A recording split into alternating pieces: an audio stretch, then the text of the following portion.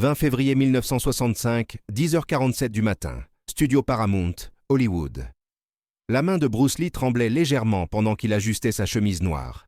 Dans exactement 13 minutes, il entrerait dans cette salle d'audition où un producteur nommé William Dozier lui accorderait 5 secondes, seulement 5 secondes, pour prouver qu'un Asiatique pouvait avoir du charisme à l'écran américain. 5 secondes pour détruire 50 ans de racisme à Hollywood. 5 secondes pour changer à jamais l'histoire du cinéma. Ce que personne ne savait, ce que les livres d'histoire racontent rarement, c'est que Bruce Lee avait planifié ces 5 secondes pendant 8 ans. Et ce qu'il a fait à cet instant ne lui a pas seulement valu le rôle. Cela a redéfini ce que signifiait être une star. Pour comprendre ce qui s'est passé dans cette salle d'audition, il faut savoir qui était Bruce Lee en 1965. Ce n'était pas la légende que vous connaissez. Ce n'était pas l'icône.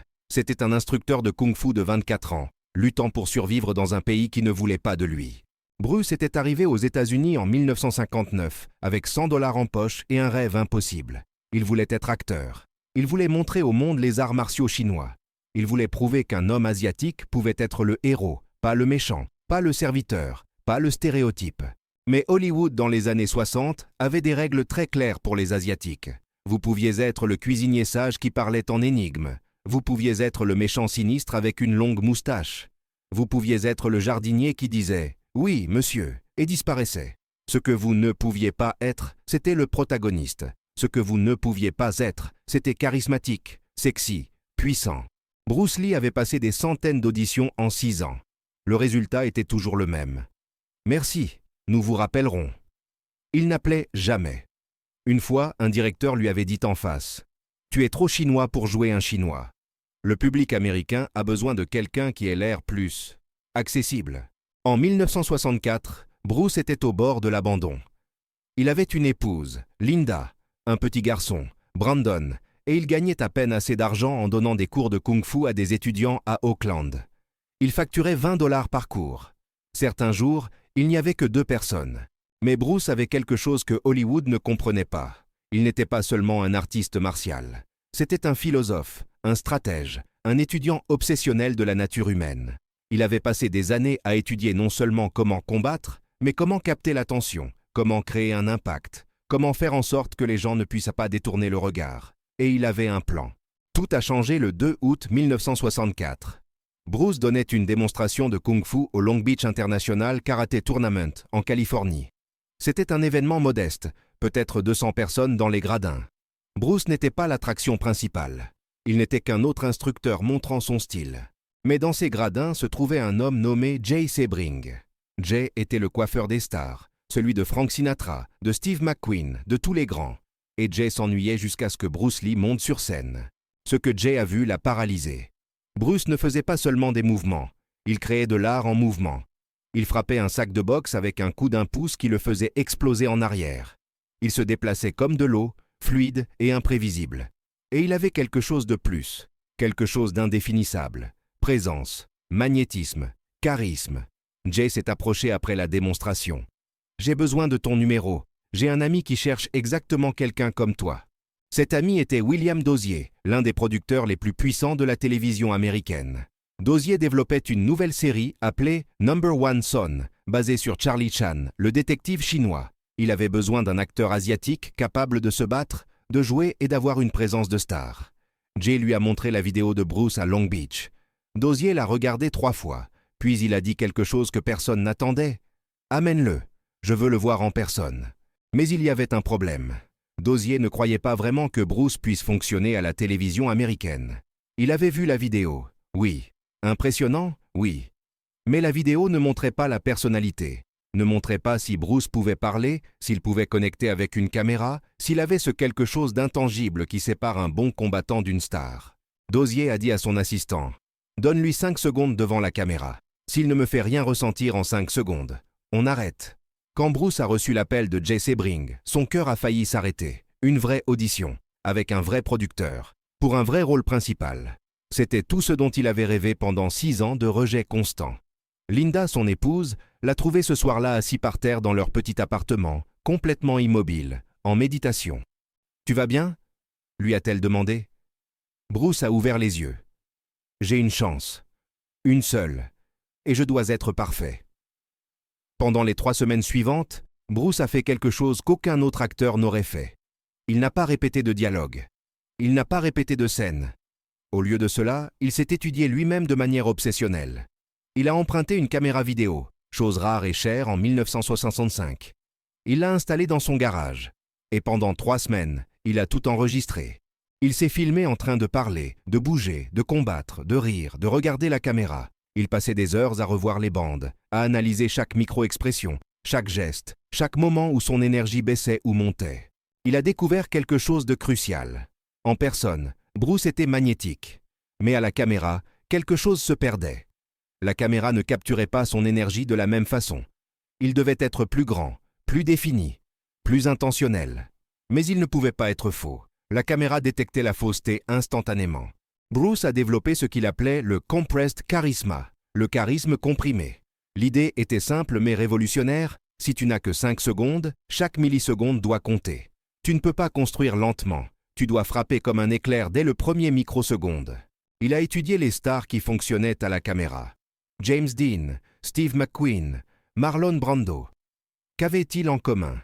Ils ne jouaient pas pour la caméra, ils jouaient à travers la caméra. Ils faisaient ressentir au spectateur qu'il le regardait directement, pas un personnage sur un écran. Bruce a pratiqué un exercice précis. Il se tenait devant la caméra. 3 secondes de calme absolu. Puis, un mouvement explosif. Puis, immédiatement, un sourire qui montait jusqu'aux yeux. Authentique, mais contrôlé. Le contraste était la clé. Calme et explosion. Danger et chaleur. Tout en quelques secondes. Tout en. Il a aussi travaillé quelque chose de plus profond. Son accent. Bruce était arrivé aux États-Unis avec un fort accent cantonais. En 6 ans, il l'avait amélioré. Mais il restait notable. Certains directeurs de casting lui avaient tout dit qu'il sonnait trop étranger. Bruce savait qu'il ne pouvait pas éliminer complètement son accent en 3 semaines, mais il pouvait le transformer en atout. Il a pratiqué une diction spécifique, des mots clairs, précis, avec des pauses intentionnelles qui donnèrent du poids à chaque phrase. Son accent n'était plus une limitation. Il sonnait comme de l'autorité, comme quelqu'un qui avait voyagé dans le monde, quelqu'un d'intéressant. 20 février 1965. Le jour est arrivé. Bruce s'est habillé avec soin, pas de costume. Cela aurait été essayer de s'intégrer à ce que Hollywood attendait. À la place, une chemise noire simple, un pantalon noir, des chaussures chinoises traditionnelles. Il ressemblait exactement à ce qu'il était. Un artiste martial, mais soigné, moderne, dangereux. Linda l'a conduit au studio Paramount. Dans la voiture, Bruce était complètement silencieux. Elle savait que ce n'était pas de la nervosité. C'était une concentration absolue. Bruce entrait dans ce qu'il appelait l'état de non-esprit, où tout sauf le moment présent disparaissait. Dans la salle d'attente, il y avait 4 autres acteurs asiatiques. Tous portèrent des costumes occidentaux. Tous avaient tout l'air nerveux, répétant des répliques à voix basse. Bruce s'est assis en silence, les yeux fermés, respirant lentement et profondément. Un assistant est sorti. « Bruce Lee !» Bruce s'est levé et est entré dans la salle d'audition. Elle était plus petite qu'il ne l'imaginait. Une caméra sur trépied, 3 chaises où était assis William Dozier, son assistant de casting, et un caméraman. Les lumières étaient vives, chaudes.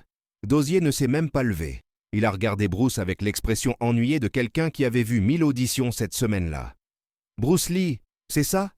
Bruce a hoché la tête. « Oui, monsieur. »« Ok, écoute, je n'ai pas beaucoup de temps aujourd'hui. Je vais te donner 5 secondes devant cette caméra. Je n'ai pas besoin que tu fasses du kung-fu. Je n'ai pas besoin que tu joues une scène. J'ai juste besoin que tu sois là. Si en 5 secondes je ressens quelque chose, on continue à parler.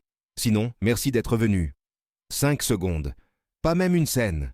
Juste exister. » Bruce a hoché lentement la tête. « Compris. » Il s'est placé devant la caméra. Le caméraman a ajusté la mise au point. « Ok, on tourne dans 3, 2, 1. » Ce qui s'est passé pendant les 5 secondes suivantes est entré dans la légende. Bruce n'a pas fait de mouvement de kung-fu. Il n'a pas souri immédiatement. Il n'a pas essayé d'être charismatique de façon évidente. Au lieu de cela, il a fait quelque chose de totalement inattendu. Pendant exactement 2,3 secondes, Bruce Lee a simplement regardé la caméra avec une intensité qui donnait l'impression qu'il regardait directement dans ton âme, sans cligner des yeux, sans bouger, juste ce regard. Des années plus tard, dans la salle de montage, des techniciens diraient qu'ils n'avaient jamais vu quelqu'un posséder la caméra comme ça. Puis, à la seconde 2,4, Bruce a souri. Pas un grand sourire, juste un léger soulèvement du coin de la bouche. C'était le sourire de quelqu'un qui connaît un secret. quelqu'un de dangereux mais fascinant. À la seconde 3, Bruce a tourné lentement la tête vers la gauche, comme s'il avait remarqué quelque chose hors champ, gardant ce léger sourire. Le mouvement était fluide, comme celui d'un prédateur. À la seconde 4, il était revenu regarder directement la caméra, et le sourire s'est légèrement élargi, montant jusqu'aux yeux. Il n'était plus dangereux, il était accessible, humain, charismatique. Et à la seconde 5, Bruce a fait quelque chose que personne n'attendait. Il a fait un clin d'œil. Pas de façon joueuse ou bête. C'était un clin d'œil qui disait « Je sais exactement ce que je fais. » Et toi? Le caméraman n'a même pas dit « Coupez ». Il est resté à regarder le moniteur, la bouche légèrement ouverte. Dozier s'était penché en avant sur sa chaise sans s'en rendre compte. Son assistante était figée. La pièce était complètement silencieuse. Dozier s'est raclé la gorge. « Ok, c'était intéressant. Maintenant parle-moi. Qui es-tu? Que fais-tu » Et c'est là que Bruce a porté le coup final. Il a parlé avec cette cadence qu'il avait travaillée, avec son accent transformé en atout. « Je suis Bruce Lee. J'enseigne l'art chinois du kung-fu. Mais ce n'est pas seulement combattre. C'est de la philosophie. C'est de l'eau. L'eau peut couler. Ou elle peut détruire. Je suis l'eau. » Dozier a cligné des yeux. « Tu es de l'eau » Bruce a souri. L'eau prend la forme de n'importe quel récipient. Elle s'adapte, mais elle peut aussi briser des pierres. Je m'adapte à n'importe quel rôle, n'importe quelle scène. Mais je peux aussi briser les attentes. Dozier s'est adossé à sa chaise. Il a regardé son assistante. Puis Bruce.